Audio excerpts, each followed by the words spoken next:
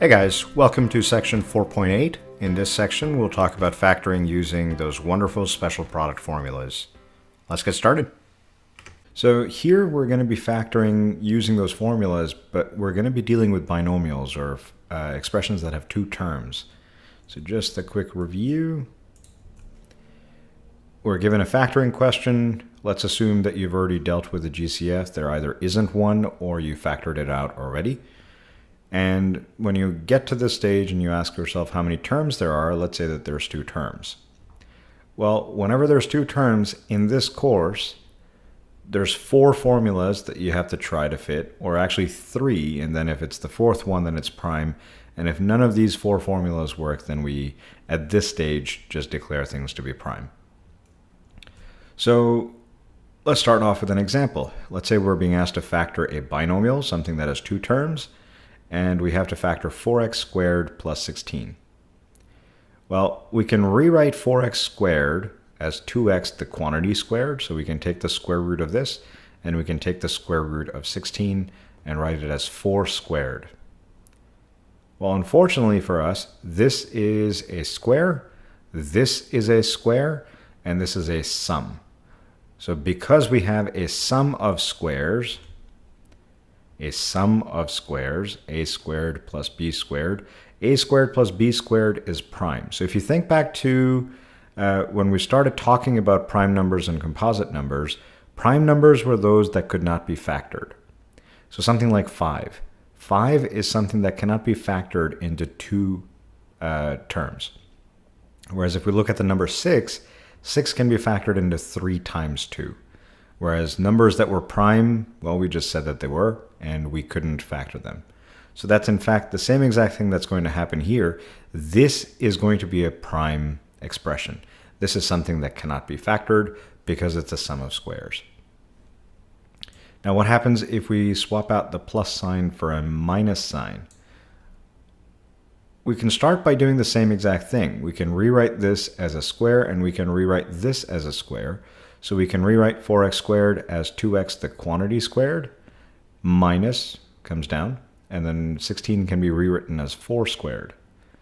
And here, hopefully you recognize that we can use the difference of squares formula. Not the sum of squares, but the difference of squares formula. Difference of squares formula gives us that we have some term squared minus, hence the name difference, or hence the difference in the name, another term squared. And whenever we have this situation happening, whenever the left-hand side is this always factors into the sum of the roots and then the difference of the roots. So when you take the square root of a squared, you get a. When you take the square root of b squared, you get b. So you get two terms, one of them is a plus, the other is a minus. So in this case, a is the square root of 4x squared, or 2x. b is the square root of 16, or 4. So my answer is going to be 2x plus 4, and then 2x minus 4.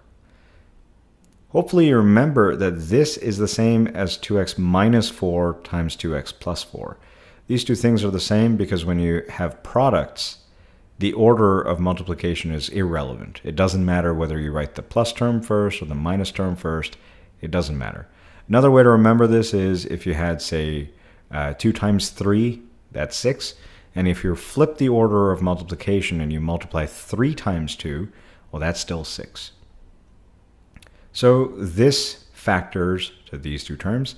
And if you remember, just to put this in the framework that we were using earlier, this is kind of like, I don't know, 25, or maybe that 25 is a bad number. Let's say 18.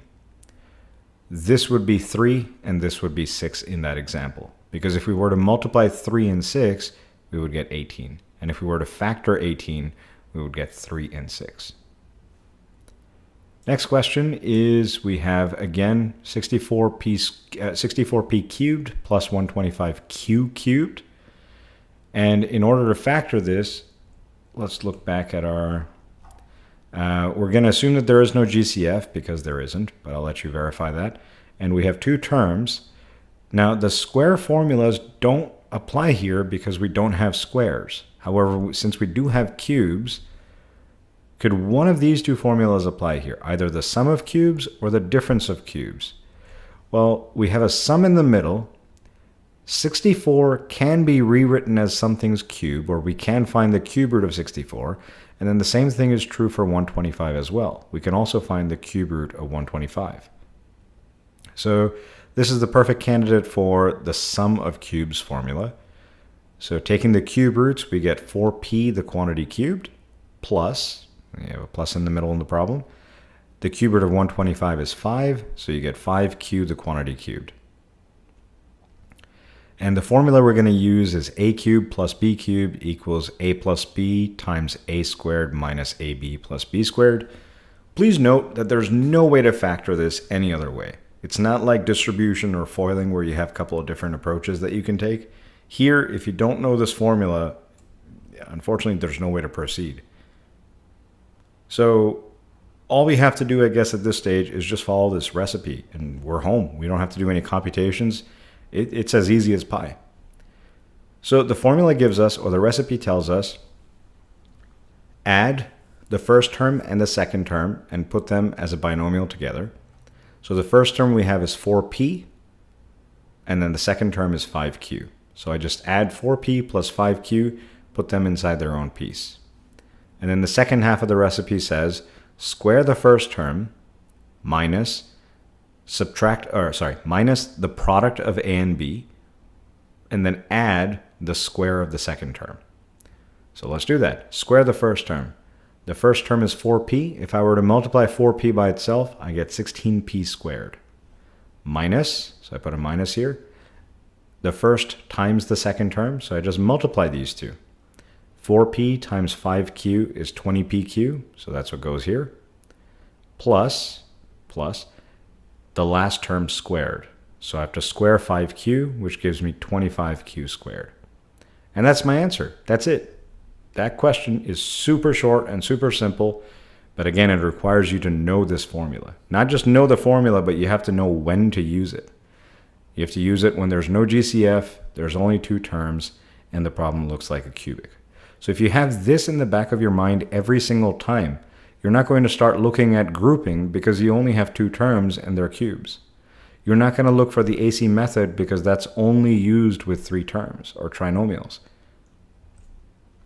So coming back here, let's look at another example. Let's say we have 216d cubed minus 343f cubed. This looks like a difference of cubes, but in order for us to do that, we would need to make sure that this is a perfect cube and this is a perfect cube. Now, as these numbers get bigger, it becomes a recognition game of whether you can recognize that this is a perfect cube or not. So I would recommend, and because this is something that you're going to need later on in the semester as well, memorize squares up to 25, or sorry, memorize squares up to 15, meaning 1 squared is 1, 2 squared is 4, so on and so forth, all the way into 15 squared is 225. And multiply cubes until 7. So 1 cubed is 1, 2 cubed is 8, 3 cubed is 27, all the way to 7 cubed is 343. Because if you know that, this question becomes very simple. We identified that we were going to use the difference of cubes formula here, because we have cube, cube, and a difference. And then it's just a matter of, hey, what's the cube root of 216? What's the cube root of 343? So cube root of 216 is actually 6, and cube root of 343 is 7, and you would know this if you memorize the cubes. So we get 6d, the quantity cubed, minus 7f, the quantity cubed, and this makes it a perfect candidate for the difference of cubes formula. And the difference of cubes formula is the same as the sum of cubes formula we used above, except this sign is positive and this sign is negative. So it's the same exact formula as above, except the sign on the binomial is always the sign on the original question, and the sign on the trinomial in the middle term is always the opposite of the original. So now it's just a matter of following the recipe. So the recipe says subtract b from a and put that inside the binomial. So 6d minus 7f, that just comes here. And then the rest of the recipe says square the first term. So 6d, the quantity squared, would give me 36d squared. 6d times 6d, plus the product of the first and the second. 6d times 7f, it would be 42df, plus square the last term. So 7f times 7f would just give me 49f squared. And that's it. That's my answer. And again, for a question like this, there's no way to go from here to the answer. And going to the answer is just really a one-step problem, or 1.5 step if you really want to push it. But you have to know the formula. You cannot go from the question to the answer without knowing this formula. There's no other ways to do this. And the last, or second to last example we look at is factoring 16a squared plus 32b to the fourth. Well, notice now I'm actually giving you a problem that you might see something like on a midterm or a final exam. I'm giving you something that has a GCF. So here both these numbers are even, so at the very least they're divisible by 2. But here we see that actually 16 is divisible by 16 and 32 is also divisible by 16. So I can factor a 16 out, and then once I factor it out, I open parentheses immediately. I divide 16a squared by 16 and get a squared on the inside. And if I were to divide 32b to the fourth by 16, I would get 2b to the fourth. 32 over 16 is 2, and then the b to the fourth just comes along. None of the variables got factored out because this term doesn't have a b, this term doesn't have an a. So now what we've done is we've factored out the GCF, and we're at this stage. We're asking how many terms we have. And when I say how many terms, I mean besides the GCF. So we have two terms. 2 terms means these are the only tools we have to factor them as of right now. And if none of these work, well, then we say that it's prime. So we see that these are not a difference of squares because there's a plus sign in the middle. It's not a sum of cubes. Well, it is a sum, but they're not cubes. And it can't be a difference of cubes because it's a sum. It has to be a minus sign for this to even be applicable. And they're not cubes either. So on multiple accounts, none of these formulas work. They're all crossed off. So the GCF got factored out, but none of the formulas for the 2 terms worked. And as a result, we say that this problem is prime because we could not factor it. Let's look at another one. Say we have 3p to the fourth minus 7q to the fifth. Here, it's even worse because 3 and 7 have nothing in common, so there's no GCF. This term does not have a q, this term does not have a p, so no GCF. And if we go back here, there is no GCF. We have 2 terms, so we try to use the formulas. And unfortunately, it's not a difference of squares because we cannot take the square root of 3 or 7, and here's not a square, there's not a square. It's not a sum of cubes because it's a difference. And it's not a difference of cubes because we cannot take the cube root of 3 and we cannot take the cube root of 7, and these are not cubes. So none of the formulas work. There is no GCF. All this leads us to believe that it's prime because we tried GCF, there wasn't one. We came down the 2 terms path. We tried all these different formulas. None of them worked. So we declare the expression to be prime. This is something that cannot be factored.